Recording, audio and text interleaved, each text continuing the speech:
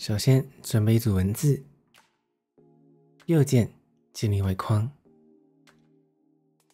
接着用直接选取工具选取文字下面的锚点，拖到下面做出拉长效果，可以缩短其中几个笔画，做出错位的感觉。回到选取工具，全选文字，再到物件封套扭曲，以网格制作，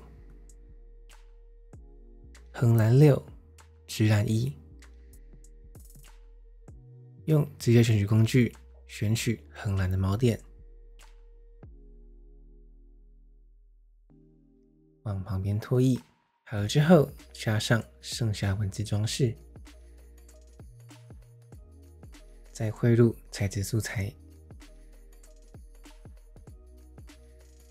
到透明度视窗，把模式改成暗化，不透明度改成50就完成了。